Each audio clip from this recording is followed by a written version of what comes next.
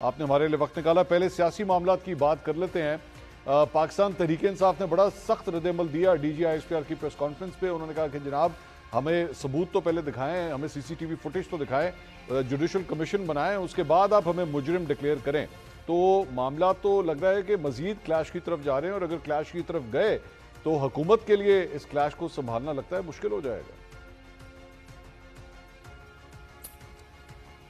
دیکھیں, رد عمل تو خیر ان کا حق ہے کہ وہ رد عمل جو بھی دینا چاہیں دیں, لیکن کم از کم قوم کو, لوگوں کو اتنا بیوقوف نہ سمجھیں کہ جی ثبوت کوئی دیں. وہ بھئی 9 مئی کو آپ لوگوں نے جو کیا ہے, جس طرح سے کیا ہے, اور جس طرح سے جب آپ کر رہے تھے, تو اس بات کو ثابت کرنے کے لیے کہ آپ کر رہے ہیں, اپنے اپنے نمبر بنانے کے لیے آپ کے تمام رہنما جو ہے وہ ویڈیو بنا بنا کے جو ہے وہ خود بھیج رہے تھے.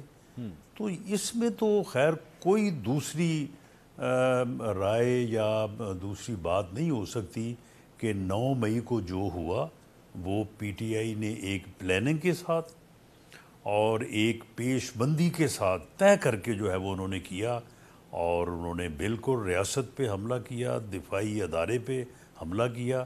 اب اس میں یہ ہے کہ پروسیکیوشن جو ہے وہ بالعموم جنرلی ہمارے ملک میں جس طرح سے ہے, کیس کئی سالوں لٹکتے ہیں, اور لٹکتے لٹکتے جو ہے وہ پھر جو ہے وہ کئی دفعہ بہت سارے جو پروفس اور ثبوت ہوتے ہیں وہ جو ہے وہ پوری طرح سے اپنے آپ کو ثابت نہیں کر سکتے, اور لوگوں کو ریلیف مل جاتا ہے. تو معاملہ یہ ہے کہ وہ ایک جگہ اپنی جگہ پہ ہے, لیکن 9 مئی کے حوالے سے پی ٹی آئی کا خود کو بے گناہ ڈکلیئر کرنا اور پھر دوسری باتیں کرنا, یہ بالکل جو ہے وہ ایسے ہی ہے کہ جیسے کوئی جو ہے وہ اپنے منہ سے دونوں اطراف جو ہے وہ بات کرنے کی کوشش کرے. پی ٹی آئی کو اب چاہیے کہ یہ تسلیم کرے کہ جی ہم نے یہ کیا ہے, اور ہم نے اس کو جائز سمجھ کے کیا ہے, یا ہم جائز سمجھتے ہیں. آگے پھر ٹھیک ہے, جو بھی اس کے جو ہے وہ کنسیکوینسز ہوں.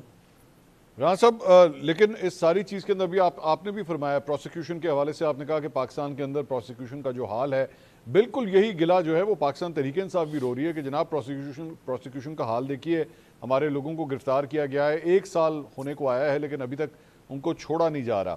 تو بہتر طریقہ نہیں ہے کہ آپس میں بیٹھ کے کوئی ایسا حل نکالا جائے جو اس پورے معاملے کی صحیح طرح تحقیقات کرے, اور اس کے بعد دودھ کا دودھ اور پانی کا پانی ہو کہ کون ذمہ دار تھا اس کا؟ دیکھیں منصور علی خان صاحب, یہ ملک جو ہے وہ پچھلے 10 سال سے اسی بات جو آپ نے کی ہے کہ بیٹھ کے حل نکالیں, جو ہے وہ اس کی وجہ سے جو ہے نا یہ ملک اس حال کو پہنچ گیا ہے جس حال میں جو ہے وہ معاشی طور پہ بھی جو صورتحال ہے وہ آپ کے سامنے ہے, اور سیاسی طور پہ بھی جو ہے وہ صورتحال آپ کے سامنے ہے. اور اس کا ذمہ دار کون ہے؟ ایک آدمی جو بانی پی ٹی آئی ہے, ایک گروہ, ایک ٹولہ جو اس ملک میں فتنہ چاہتا ہے, افراتفری چاہتا ہے, انتشار چاہتا ہے, اور اس کا بنیادی ایجنڈا یہ ہے کہ میں کسی کے ساتھ بات نہیں کروں گا, میں کسی کے ساتھ جو ہے وہ بیٹھوں گا نہیں, میں کسی کو جو ہے وہ چھوڑوں گا نہیں.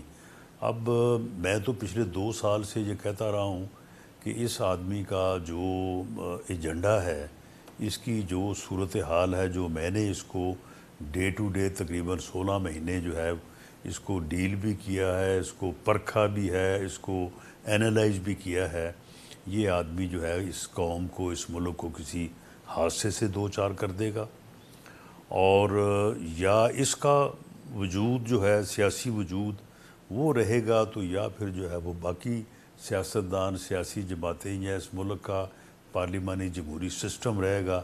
دونوں چیزیں جو ہیں وہ نہیں رہ سکتی. اور اب اس نے 9 مئی کو اپنی پارٹی کو حادثے سے دوچار کیا تھا, اور اب جو اس ملک کے ساتھ یہ کرنا چاہتا ہے, میرا خیال ہے کہ یہ بات شاید کوئی اتنی دور نہیں ہے. اب یہ معاملہ اب نزدیک جو ہے وہ پہنچا ہوا ہے. باقی اس کا پھر جو رزلٹ ہے وہ تو اللہ بہتر جانتا ہے تھوڑا سا کہ کس طرف نکلے گا یا کس کروٹ یہ اونٹ بیٹھے گا. تھوڑا سا رانا صاحب تھوڑی سی مزید روشنی ڈالیں اس بات کا کیا مطلب کہ بات قریب قریب پہنچی ہوئی ہے، آپ کا کیا مطلب تھا اس بات کا؟ یہ معاملہ یہ ہے کہ وہ آدمی جو ہے وہ بالکل پہلے دن سے وہ ٹکراؤ پہ آمادہ ہے، اور جب ٹکراؤ ہوگا تو پھر اس کا نقصان ہی ہوگا نا. ٹھیک. 9 مئی کو کیا فائدہ ہوا اسے، اور کیا فائدہ ہوا اس ملک کو، کیا فائدہ ہوا اس ملک کے پارلیمانی جمہوری سسٹم کو. جس دن اسے کہا تھا آن دی فلور آف دی ہاؤس، پوری اپوزیشن نے اسے کہا کہ جناب بیٹھیں، ہم آپ کے ساتھ بیٹھنے کو تیار ہیں، بھلے ہم سمجھتے ہیں کہ ہمارے ساتھ بڑی زیادتی ہوئی ہے اور ہماری سیٹیں جو ہیں وہ چرا کے ہمارا مینڈیٹ آپ کو دے دیا گیا، جو ان کا آج کل موقف ہے، لیکن ہم آپ کے ساتھ بیٹھ کے اس ملک کو جو ہے وہ آگے بڑھانے کے لیے تیار ہیں. انہوں نے کہا کہ میں نے تو آپ کو چھوڑنا ہی نہیں ہے، میں نے تو سب کو جیلوں میں ڈالنا ہے، اور میں جو ہے وہ بالکل آپ کے ساتھ جو ہے وہ نہیں بیٹھوں گا. آج بھی سیاسی جماعتیں جو ہیں وہ یہ بات اس لیے نہیں کر رہی کیونکہ جب ہم اسے کہتے ہیں یا کہتے رہے ہیں کہ ہمارے ساتھ بیٹھ کے بات کرو، وہ آگے سے گالیاں دیتا ہے کہ تم ہو کون کہ جن کے ساتھ میں بیٹھوں.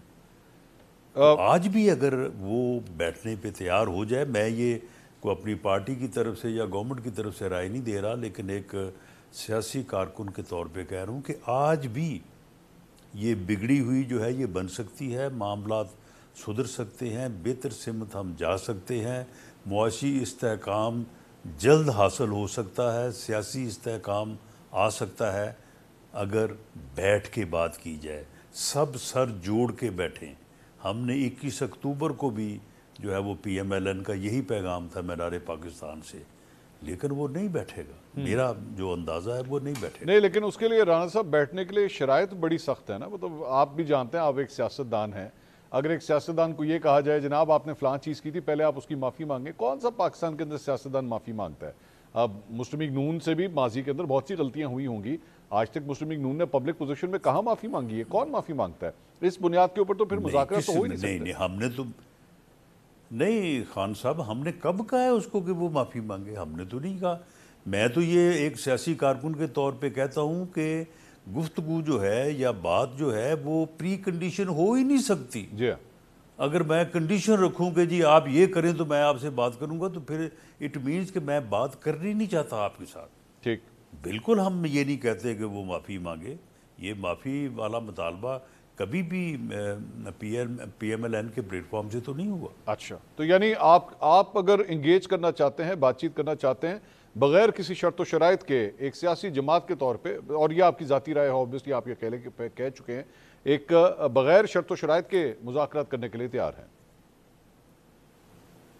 جی پولیٹیکلی میں سمجھتا ہوں کہ پولیٹیکلی جو ہے وہ پارٹیز کو آپس میں حزب اختلاف کو گورنمنٹ کے ساتھ، گورنمنٹ کو حزب اختلاف کے ساتھ، پارلیمانی جمہوری سسٹم میں گاڑی کے دونوں پہیے ہیں، دونوں کے بغیر گاڑی چل نہیں سکتی. انہیں وداؤٹ اینی کنڈیشن جو ہے وہ بات کرنی چاہیے. اگر ہم پی اے سی کی چیئرمین شپ کے اوپر بات کر سکتے ہیں، اسٹینڈنگ کمیٹیز بنانے کے لیے بات کر سکتے ہیں، تو اس ملک کے اوپر، پاکستان کے اوپر کیوں نہیں بات کر سکتے؟ اس کا کیا قصور ہے؟ تو معاملہ یہ ہے کہ بالکل یہ بات ہونی چاہیے. میں تو اگر یہ ممکن ہو سکے تو بالکل میں تو اپنی پارٹی میں بھی، اور میرا نہیں خیال کہ میری لیڈرشپ جو ہے وہ کبھی اس بات سے انکاری ہوگی کہ جی ہم بات نہیں کریں گے. یہ جو جوڈیشل کمیشن بنانے کی بات ہوئی، اس کے اندر کل D G I S P R نے کہا کہ جناب پھر 2014 کی دھرنے کی تحقیقات بھی کی جائیں گی. پاکستان تحریک انصاف کا یہ کہنا تھا جی کر لیں. انہوں نے جواب دیا، انہوں نے کہا جی کر لیں، بے شک 2014 کے دھرنے کی آپ نے کرنی ہے تحقیقات، وہ بھی کر لیں. عمران خان صاحب پہ حملہ کس طرح ہوا اس بات کی بھی کریں، ارشد شریف شہید کی بھی تحقیقات کریں. تو یہ اچھا موقع نہیں ہے رانا صاحب، ذرا دودھ کا دودھ اور پانی کا پانی ہو جائے، کلیئر ہو جائے، یہ ماضی کے جو بھوت ہیں یہ بھی ذرا نکل جائیں، پتہ لگ جائے قوم کو کہ کیا ہوا تھا؟ دیکھیں یہ ماضی کے بھوت بالکل نکلنے چاہیے، لیکن یہ جو حال کا بھوت ہے اس کا تو کوئی علاج کریں. یہ حال کا بھوت جو ہے یہ آپ کا مستقبل کھا جائے گا. یہ ماضی کے بھوت کو بالکل پکڑیں گے، ضرور پکڑیں گے. پھر جو ہے وہ میرے اوپر جو 15 کلو ہیروئن ڈالی تھی سزائے موت کا کیس بنانے کے لیے، اس کی بھی تحقیقات ہونی چاہیے۔ رانا صاحب اس پہ تو وہ اور یہ کہتے میں ہیں آپ کو بتا دوں اس پہ کہ 2 + 2 4 یہ ثابت ہوگا۔ ہاں نہیں، اس پہ تو شہریار آفریدی صاحب کا بیان آ گیا ہے کہ میں قسم کھاتا ہوں میرا کوئی لینا دینا نہیں تھا اس کے ساتھ۔ کس کا لینا دینا نہیں تھا؟ آپ کے اوپر جو ہیروئن کا کیس ڈالا تھا، ہاں کس کا لینا دینا نہیں تھا؟ وہ کہہ رہے میرا، شہریار آفریدی صاحب کہتے ہیں میرا کوئی لینا دینا نہیں تھا، جا کے رانا صاحب سے کہیں تحقیقات کر لیں، آپ کو پتہ لگ جائے گا کس نے وہ سب کچھ کیا تھا۔ نہیں وہ اپنا وزیر اعظم کا حکم تھا، اور اس کے بعد جنرل فیض حمید صاحب کے ذریعے سے وہ سارا جو ہے وہ امپلیمنٹ ہوا۔ وہ بالکل ثابت ہے اس میں۔ شہریار آفریدی نے خیر اس کی یہ حیثیت تو نہیں تھی کہ وہ یہ کروا سکتا یا کر سکتا، اچھا، لیکن جو ڈیوٹی اسے دی گئی تھی کہ تم قسمیں کھاؤ، ثابت کرو یہ صحیح ہے، تو وہ ساری اس ڈیوٹی اس نے سر انجام دی۔ اس نے کہا جی نہیں، پوری دنیا میں ایک نیٹ ورک ہے جس کو ہیروئن یہاں سے سپلائی ہوتی ہے پاکستان سے، ٹھیک، اور میں اس کا جو ہے وہ سربراہ ہوں اس نیٹ ورک کا۔ اچھا ویسے رانا صاحب اس وقت جو صورتحال ہے، اور یہ اب جو میرا اگلا سوال ہے یہ ریکارڈ کے لیے بڑا ضروری ہے، اس وقت تو چلے صورتحال یہ ہے کہ اسٹیبلشمنٹ کے ساتھ آپ لوگوں کی بڑی اچھی بنی ہوئی ہے، دوسری سائڈ کے ساتھ خراب ہوئی ہوئی ہے، تلخیاں ہیں، دوریاں ہیں، لیکن آپ بھی اس سسٹم کو جانتے ہیں۔ نہیں بنی کیوں ہوئی ہے بھلا؟ نہیں کیوں بنی ہوئی ہے؟ اس کا بھی تو آپ جواب تلاش کریں نا۔ نہیں وہ بنی اس لیے ہوئی ہے کہ دونوں کا اختلاف ایک ہی بندے سے، اسی وجہ سے بنی ہوئی ہے۔ نہیں، معاملہ یہ ہے کہ اسٹیبلشمنٹ کی اور اس کی تو بڑی گاڑی چھنتی تھی۔ جی، اس نے اسٹیبلشمنٹ کو کہا کہ آپ نے جس طرح سے میرا ساتھ دیا ہے، مجھے ملک کے اوپر مسلط کر دیا ہے، آپ میرا ساتھ دیں، اپوزیشن کو ختم کریں۔ اس ملک کا سب سے بڑا مسئلہ جو ہے وہ کوئی اور نہیں ہے، صرف اپوزیشن ہے، اس کو ختم کیا جائے۔